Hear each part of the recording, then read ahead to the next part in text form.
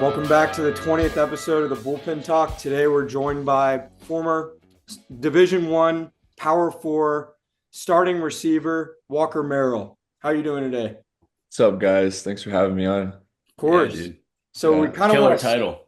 yeah, we want to start this off. Kind of run us through your journey, starting with high school and then to where you are now. Yeah, dude. It's been a process. High school, I knew I wanted to play college football probably since I was 12 years old. It was always my goal to do that. And I just think the Lord really placed that on my mind because everything I did, I worked towards it. Um, I remember freshman year, I was freaking out.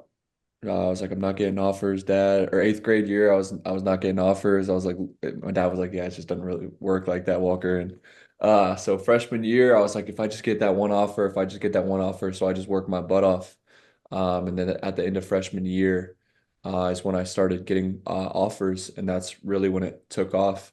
I remember my first offer. I went to a camp at Louisville and did really well at Louisville, and then they offered me, and then Vanderbilt followed, and then you go to Tulane. Tulane was my third offer, and then Tennessee was my fourth offer, Yeah. and then it just kept building from there, and I just felt like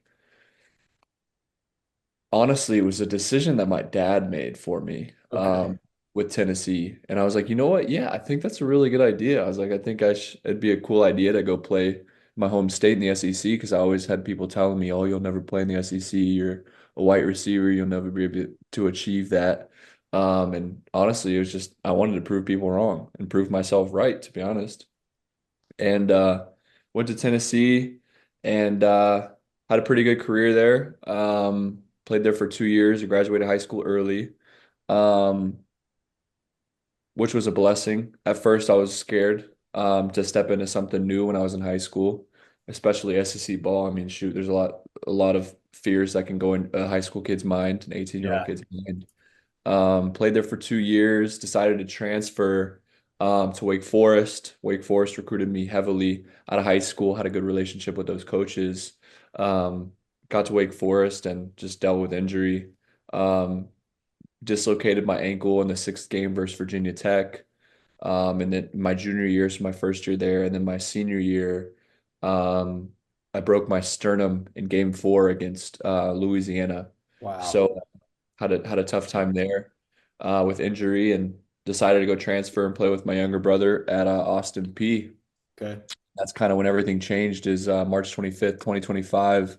I went up for a ball that changed my life. Got a traumatic brain injury. Um, and yeah, just changed the course of my life. My career, football was done, and everything changed so fast, faster than I Yeah. could handle. So That's an absolutely unreal story, man. Like that come up is actually crazy from injuries to starting in the SEC as an 18-year-old, like you said. Yeah. I guess my first question based on that is like, what was that like coming in as an 18-year-old, 19-year-old in the SEC? And kind of what is one thing that you could tell anyone that is in that position going from high school to college ball, whether it be D1, D2, D3, SEC, ACC? What's one thing that you could tell those people that are going through that transition right now? dude, just being an 18-year-old kid, I would say going early, I was frightened. I was like, shoot, like what if these guys hit a lot harder? What if I'm not good enough to be here? What if, what if this, what if that? All negative talk. If I could encourage anybody in high school, it would be what if it does go good? What if It's a great point. I am good enough to be here? What if I do accomplish my goals? You know what I mean? I think just drown out the negative thoughts because it's never as bad as it seems. It's never as dark as it seems, and just speak positivity into yourself. Believe in yourself, because I feel like that's something I lacked until I did get there to see like, hey, I actually can do this. I can hang with these guys.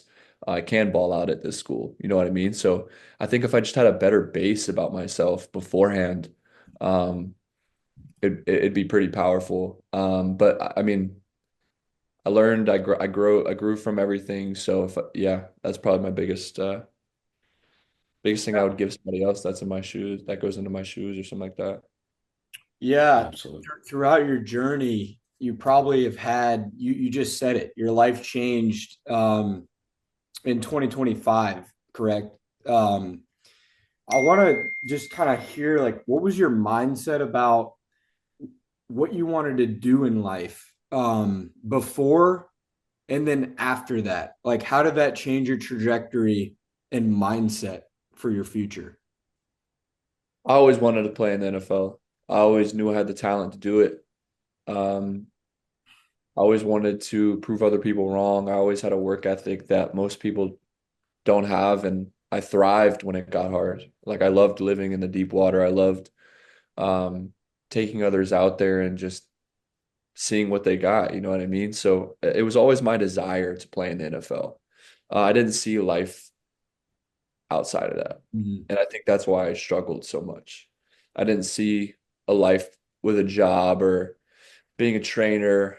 I always saw myself just going to the NFL and that was it. And I think that's honestly where I fell because my foundation was on football. My foundation was on who I was as a football player rather than who I was Walker Merrill. You know what I mean? 100%. Um, we're so much more than our sport. We're so much more than the things we do in life. And that's a foundation that I didn't have at the time. It's a Yeah. foundation that fell when trials and tribulations hit. I didn't know who I was. I didn't know what I was going to do. Life got so dark, I didn't want to be here anymore. And so once that hit, dude, it was easy. It's easy to believe that only the biggest moments in life matter, but God often does his great at work, does his greatest work in the quiet moments. Like playing football was great. And like you always think that like being at the top of the mountain is like what matters. But honestly, when you learn to fall and you learn to fall in back on who is holding you up is what really matters. And I didn't have that foundation. You know what I mean? So when I did fall, dude, and football was gone, I didn't know where to turn, what to do. And I know I was dealing with an injury as well that made me suffer even more. Like I didn't know where I was for a long time after I hit my head because the traumatic brain injury was so hard. I dislodged my eyes from my brain. So I was in vestibular rehab for a long time and I was lost, dude. I didn't have people to turn to that understood what I was going through. I didn't have a mentor like y'all are preaching to like guide me and like speak life into me and speak truth into me. So when football fell, dude, I fell. I'm still struggling. I still struggle because I want to play football, but my health isn't permitted. You know what I mean? So um yeah, I would say losing your identity when you put your identity in something that's fleeting, that's not forever, is the biggest mistake people our kids make because I did that and I was lost. People need to understand before football's gone that if that is what you want to do and that is the only thing that I want to do that you want to do and you see nothing else, it's not tangible.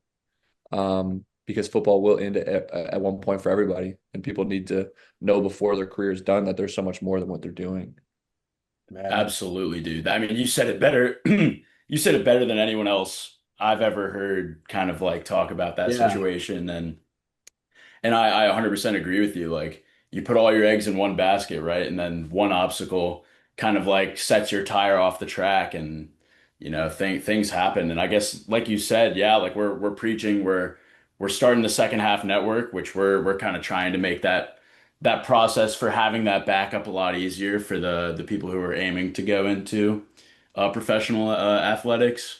Um and I guess just like yeah, like you said, having a mentor there to preach life into you, it's very important. And so that's kind of what we're trying to bring to the student athletics world. Yeah, dude. So I really appreciate your point of view on that. Yeah. Yeah, of course. Um, I was just gonna ask, like, kind of building off exactly what you were just saying, like right at like how have you taken steps after that um injury?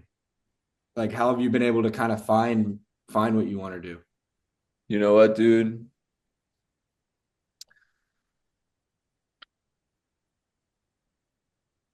through darkness, through through suffering, through pain.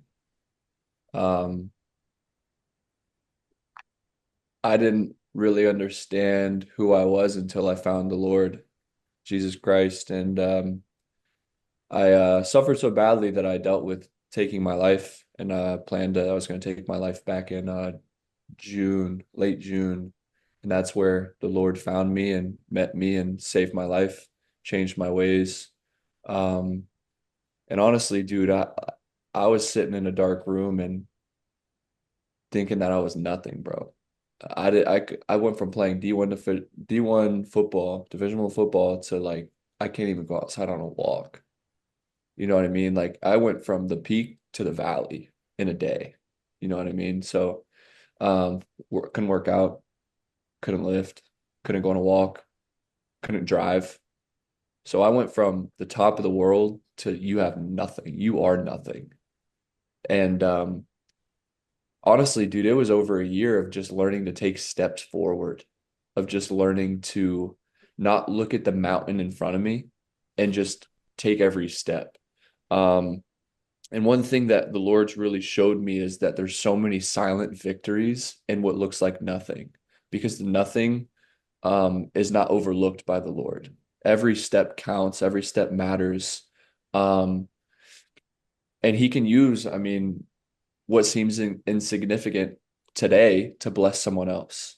Like my story might bless someone else, and I walk through a dark valley that might help somebody else. So just learning to take the next step, bro. What's ever in front of you. Sometimes the hardest thing that God can give you is nothing. And that's what he gave me. But you have to just sit back and understand that through the storm and through the rage of the suffering that the Lord is working on your behalf. So just yeah, focusing on that next step, bro. The next step. Don't give up. Don't quit. Don't end your life. You know what I mean? Like continue to go because we're called to endure. He says in his word that my grace is sufficient for you, for my power is made perfect in weakness. And that scripture was just written on my heart that the Lord has called me to endure the suffering because Jesus died for us. He died for all of us. He died for the ones that were sinning against him, the ones that killed him. You know what I mean? So we're called to endure in hard times because Jesus did, and now he's on the right hand throne of the God. You know what I mean? So the king of this world went through suffering. So yeah, dude, just taking the next step because Yeah. I didn't have anything else to take. For sure. It's baby steps, you know. I mean, that is an unreal like experience that you had. And like I mean, this is some of the most interesting stuff I've heard having run this podcast, and I think Noah could agree. I mean, you're seriously preaching a great story, and you know, it's pretty unreal to build back from something like that, you know. Yeah. And Max, before you got on, I was just asking him about what he's doing now. Um, and he's a trainer, but talk about how you're able to help other people. Like you were just talking about how you feel like that's a one of your, you know, most meaningful things. Yeah, dude. God gives and he takes. He gives us abilities and then he can take them whenever he wants. He saved me from being paralyzed. He uh he saved me from hitting my head. I landed on my neck, and I had multiple doctors tell me I should have shattered my neck at the second vertebrae, so I would have been paralyzed from the second vertebrae down. So that's basically sh no shoulder movement. So I would have been spoon fed for the rest of my life. He spared me from that, and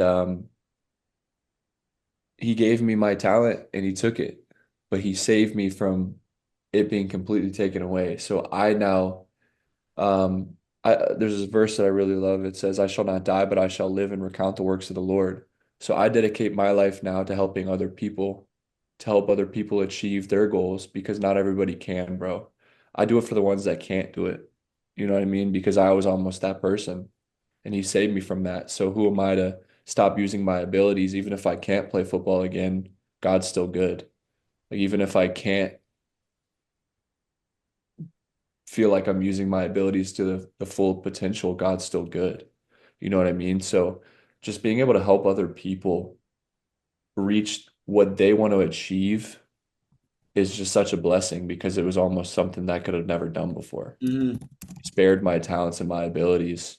Um, who knows why, but in my eyes right now, the next step is to help other people. That's awesome. Yeah. Seriously. I guess like that never having had happened, right? You probably wouldn't have ended up down that route. And like having this such a passionate outlook on helping other people, Yeah.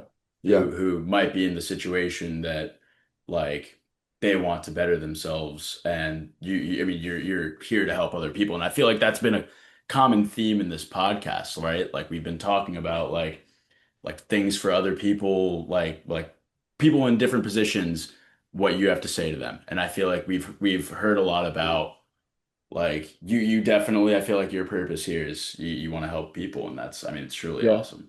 Yeah, dude. Um, yeah, so in the future, well, like in what ways do you plan to do so? You're currently a trainer, Yeah, yeah. right? And what are your plans for the future? What ideas do you have that You know what, dude? I really don't know. yeah, The goal for me, I'm also coaching Brentwood Middle School football, so it's a middle school I went to just to pour back into the youth while I'm That's still awesome. figuring everything out. yeah, So I'm the receivers coach there. Cool. Um, but the goal is to open a gym, have my own gym, train ex-athletes, ex-military, high-end type of deal, do like high rocks training, and just make it like faith-based. Maybe have like a nutritionist that comes in and um, cooks meals and stuff like that. So it's just an environment where people can get workouts in, but then they can also feed their bodies. And then feeding your body also means feeding your body spiritually. So maybe you have like Bible study groups that meet too at the gym, stuff like that. So that's one thing that's been planted on my heart. But right now, yeah, just training people and just learning the industry, learning the environment, learning what people like, don't like. But yeah, that'd probably be the goal for me. Yeah, that's awesome that you're still staying in the game, like in touch with the game too, by coaching. Um, I think that's cool. Um, I, you said earlier you were kind of at a place where like you didn't really have anybody to look at, like when you were in that dark place. I'm Yeah. wondering just like if there was one person that you could spotlight in your life that helped you the most. Yeah. Maybe it was all you, but if there was is there a person or uh A human being. yes, like somebody that like Yeah. mentored you in a way. Yes.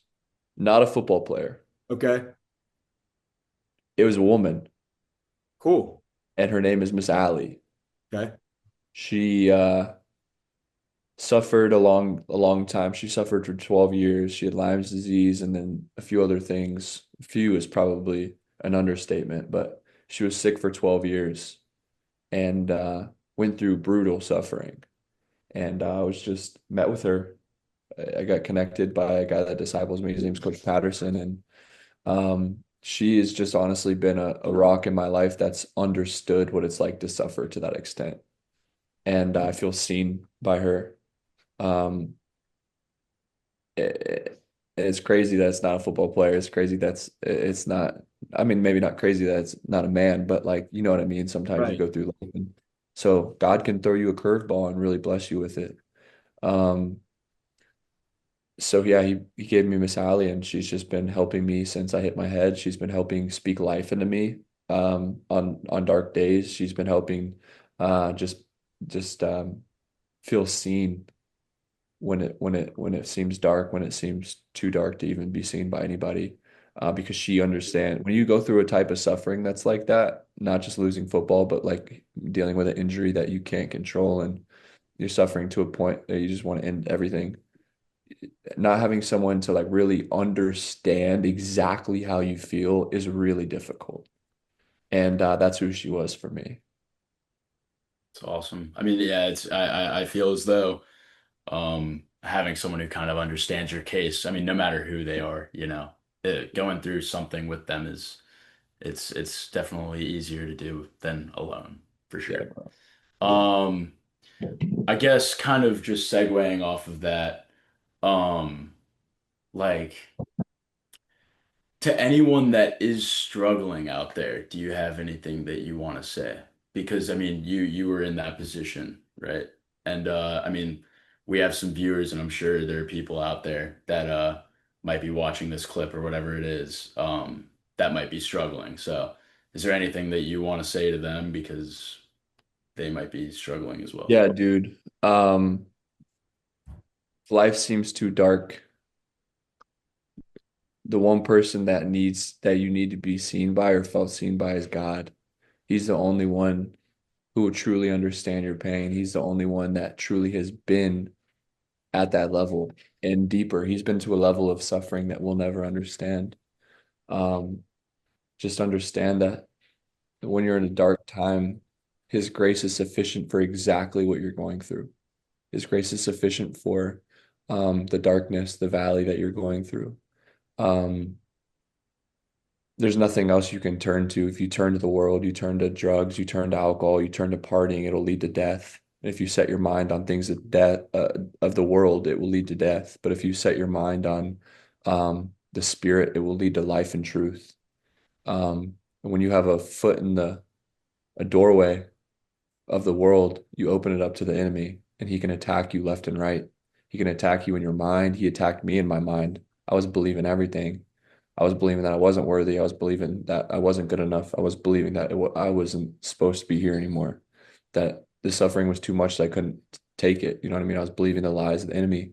But also says in the word that the Lord will lift up every single valley. So every valley will be lifted.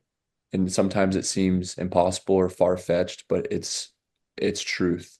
And just standing on that rather than of what you can see, because the things of this world that you see, your situation that you see is fleeting, but the things you can't see is everlasting. So yeah, I would just preach to someone to keep their eyes fixed on Jesus.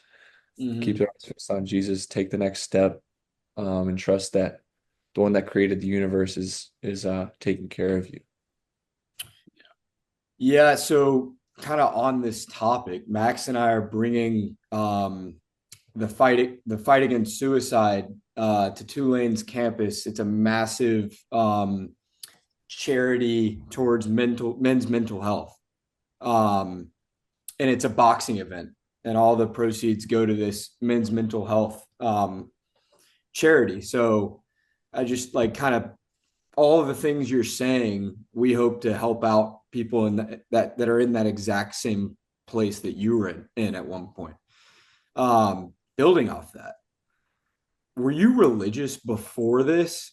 And if okay, you say no, what was the moment when you were like kind of in that valley you're talking about and it hit you and you were like, okay, baby, maybe there is more to this. Like there's more to life. I was dealing with questions of, Lord, like, God, do you see me? If you're out there, do you see me? I believed in God, but it was a religious thing. It wasn't a relationship. It wasn't a heart fixed on what it needed to be fixed on. My foundation was on football. I lost everything. I lost my health. I had nothing. I had no sense of purpose. I had no sense of life, no sense of strength at this point. And sitting in my room one night, and it's the night I tried to take my life, and I'm sitting there just dealing with my thoughts of like everything's been taken from me.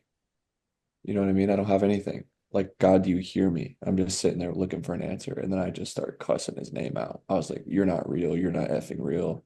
You're not worth it. You're not effing good. You're not a good God. You're worthless. You're nothing to me. You don't even see me. You're allowing me to go through this suffering. You remove people from my life that I loved, and I don't even know why. So all these things are going bad for me. Like, what do you mean you're good? There's Mhm. nothing good about that. Yeah. There's not one thing good about any of the things I've just been through. And I'm just ripping. I'm like threw my Bible across the room, like pissed. That was the night I tried to take my life and didn't work out. And the next morning I went to church and I'm sitting in the back of the aisle. My brother was at rehab at the time, and I would go visit him. He didn't have a phone, so I would just show up at church, and he wasn't there for the first time in over 12 weeks. Was the first time they didn't go to church on Sunday. So I'm sitting at church by myself. Like, what am I doing here?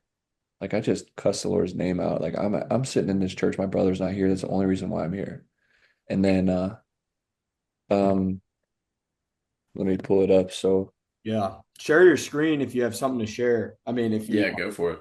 yeah, I can send you all my testimony, but I'm just gonna okay. pull up the exact verse of what the church was about.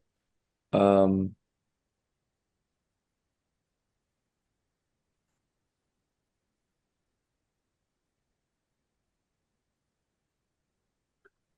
okay, so it was over Hebrews 12. I'm sitting in the church. I'm like, what am I doing here? What am I doing here? I'm suffering to a point it seems exhausting. I am utterly suffering. Like worst night of my life was last night. The sermon was over Hebrews 12. Jesus, the founder and perfecter of our faith. It says, therefore, since we are surrounded by so great cloud of witness, let us lay aside every sin, every weight and sin which clings so closely, and let us run with endurance the race that is set before us, looking to Jesus, the founder and perfecter of our faith, who for the joy that was set before him endured the cross, despising the shame, and is seated at the right hand throne of God. Consider him who endured for sinners such hostility against himself, so that you may not grow weary or faint-hearted. In your struggle against sin, you have not yet resisted to the point of shedding your blood, and you have forgotten the extortion that addresses you as sons. My sons, do not regard lightly the discipline of the Lord, nor be weary when reproved by him. For the Lord disciplines the one he loves and chastises every son whom he receives. It is for the discipline that you have to endure. God is treating you as sons. So I just felt like somebody was reading it to me. Yeah. Like I had an encounter with the Lord, and I'm sitting there in the worst suffering I've ever endured in my life, and then I start to experience joy. I'm like, where is this coming from? It's not me. It's not my situation. So I get up, and the sermon, the pastor says, hey, at the end, we have a prayer team that comes up, and I get lifted from my chair, and I just start getting taken down the aisle. People are still sitting in their seats, and I'm waiting in the back of the church at the bottom. I was at the top, went down to the bottom. He was still talking, and I'm waiting for them to play the music so I can go get prayed for. And he said, okay, you can come forth for prayer. I'm the only person that's walking up there in a big church. Lights turn off, music's going, colorful lights are flaring. And when I tell you I had only experienced suffering in the last 4 months, that's all I knew. I was devastated, terrified of living the life. Like I would tie shirts around my eyes because it was so miserable for like 12 hours a day. Um, and I was walking down the aisle, and that was the first time I've ever felt seen by anybody. And it was the savior of this world. It's like he's called us to endure, and he disciplines his sons. Um, so I walked down the aisle, and I make eye contact. People are like turning simultaneously in, and music starts going. I look in this guy. There was so much. I say I saw the face of the Lord, but I didn't actually see Jesus. I saw what it looked like to follow Jesus. So I saw the joy of the Lord through this guy's face. He was so joyful and so uplifted that I was like, how does he feel like that? And then boom, I just heard a voice that said, Walker, you are welcome. And that's all I heard. And it just said, Walker, you're welcome. People were like, what is it? What is it like to hear from the Lord? To be honest, I won't try to kill myself the night before. You think I told myself, Walker, you're welcome? I wasn't welcome in my own mind. I wasn't welcome in my own life. The enemy's not going to tell you you're welcome. So who else was it? God.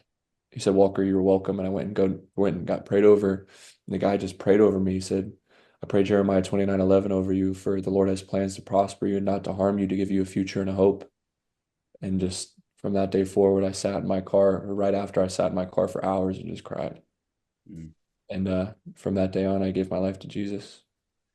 It's almost uncanny how important it is to realize that, I mean, everything, I mean, in my eyes, everything does happen for a reason, you know. And 100. I think that that's something that it we all as people would be on a different path if that wasn't the case, you know, and if things didn't get in the way, and if some things didn't make it harder for us to do exactly what we thought we wanted to do, but then we ended up what was really planned for us, right? Yeah. So I think that your story is Yeah. absolutely unbelievable, and This is I sweet. I can't say it enough. I mean, I've said it every single time I've talked. I mean, it's really unbelievable how much you have to say about, I mean, not only your experience, but aiding in others. yeah. And so, And it goes to show just like what you were saying, Max, like nobody's path is linear, it seems. yeah, Like everybody I talk to and hear from, it's like they don't end up being where they thought they were going to be. But everything happens for a reason, you know. And you're like proof of that. I mean, this is one of the greatest stories I've ever heard. Um, and I hope you're able to continue to spread this message because, Yeah, bro. like, I mean, you were at the bottom, so you're able to like, as somebody that experienced that, you're able to give advice and share what it was like to people that like I have no idea what that type of pain is like honestly. Um, so yeah, I mean, incredible stuff. Um, Max, do you have anything that you want to ask? I mean, on my end, like, I guess, um. I mean, nothing that I want to ask, but more that I want to say, like, seriously appreciate you hopping on the podcast and like preaching what you really truly believe and kind of just being off of the press, you know. This is a very off of the press podcast, and Yeah, that's kind yeah, of what we're here for, what we're trying to kind of get out of people, you know. And you yeah. seriously came with an open heart and an open mind, and I seriously, truthfully, I'm super grateful that we had you and you were as good of a podcast guest as you have been. So, I mean, that's Yeah. really all I wanted to say. Yeah, dude. Well, I appreciate y'all's time, and if there's any more questions, shoot. But I just yeah wanted to thank y'all for y'all's time, and there's so many people that do struggle out there, especially when football ends. So what y'all are doing is amazing, and just pray it's blessed by the Lord in the future, and he's just working through it, and I pray y'all get encounter with the right people, and just that this podcast episode possibly reaches at least one person. Um, Yeah. so yeah. Man, that's awesome. I'm leaving this podcast inspired. Like, A Same here. yeah, this is incredible. Yeah, lot I of people don't have any more questions. But like Max was saying, thank you so much for coming on. This is probably the best story I've ever heard. Um, and it's very inspiring. And I hope you're able to continue to spread the message and help others. Yeah, Yeah. thanks, dude. Thanks, guys. I'll be praying for y'all. Just that the Lord lights y'all's way, and that um Noah and Max can reach many people's ears and hearts, and maybe not have to go through what I went through.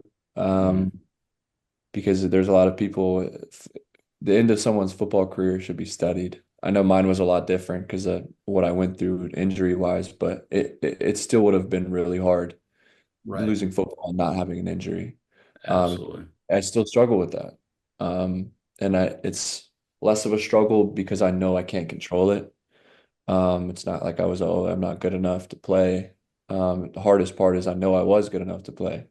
Mhm. So when you do lose football, it's it's a big deal, and I know a lot of people that struggle that just don't really have direction, that just don't um aren't really taught it when you're in the program. You know what I mean? They teach you about how to save your money, and they teach you about how to get your classes worked out, but there's nobody in there telling you, hey, you're more than football. You know what I mean? Yeah. You're more than when football ends. So I think that if y'all's stuff can reach college programs, shoot, I'd be happy to speak in person. Man, That would I'm that just would be absolutely it's and I wanted to mention this. I was gonna do it after the podcast ended, but I figure I'd do it right now. We're as Noah was saying earlier, we're doing the fight against suicide down at Tulane's campus. And I mean, whether it be a Zoom call or in person, like to get you, we're doing a speaker series before the actual event. And I mean, I think that you would be a wonderful speaker to talk to some of these people who, I mean, might be going through the same thing. And then we're trying to spread the message and fundraise and everything like that. But like Yeah, I said, dude. Are y'all speaking in front of people, or is this something that's going to be it would Yeah. be in front of people, Yeah. correct? Yeah. cool? Yeah, y'all let me know. All right. Yeah. And We'll then keep in touch. also like, I mean, for that and like, I mean, I'm thinking for like the what we're trying to do the second half network, like you just opened my mind. I didn't realize how hard it is for like the average player when it ends. Cause like if that's your whole like I'm now it's like hitting me. Like, cause you really don't know where to go after. Like you had a really bad, like really unfortunate injury. But even if your career ended, like you were saying, it's like that was your whole life. Like it was just taken away. Yeah, So I think you could. I would love to like share your story, like for both side, like the sports ending, and then also the mental health. Like I think, yeah, dude. I'd love to speak about mental health because yeah, yeah, like Yeah. So hopefully, I mean, hopefully this podcast will get into as many eyes and ears as possible. And that's what we're yeah. gonna I mean, try and shoot, do. I've seen the darkness. I've lived through the darkness, and like I'm on the other side of I'm not even on the other side of the darkness. mhm, Yeah. But the taking my life part, I'm on the other side of that. I Yeah. still suffer every single day. I still have days where it's hard for me to get out of bed. I still have days where it's hard for me to work out. Yeah. Still struggling with my health. But one thing I do know is that I know what it's like to overcome the suicide, but not on my own power. Um, so I know how many people struggle with it. I know how many men struggle with it. Men are strong, you know what I mean? right, They're strong to let it out, but darkness can only be revealed when you bring it into light. So speaking about it and being an advocate for it as someone who I didn't believe in suicide before this. I was like, well, how are you going to kill yourself? What do you mean? Why would you do that? Yeah. From that person to this person. It's like you got to go through it to see it. And Absolutely. some people just don't see it. But when you don't see it, and there's someone that does go through it, that person that's going through it doesn't see it, just like doesn't see worth living just even more. Yeah. 100%. Yeah, I'm at a loss for words, kind of, but so I would love to stay in touch. We'll keep you updated on that speaker series. Like I don't have the date. Max, do you know anything? There's no dates set in stone right now, but it would come in around like the beginning of next year, start of the second semester for us. And I mean, I'm like one of the team leads at our school. Me and one of the other people that started the second half network, Jack Gross. But we'll stay in touch. Cool. Yeah, Absolutely. y'all follow me on social media, stuff Yeah, like Yeah. that. I'll follow it back. shoot you a follow All for right. sure. We'll stay in touch. Really appreciate it. Yeah, Um, guys, thank y'all. Thanks for y'all's time. Dude, of course, man.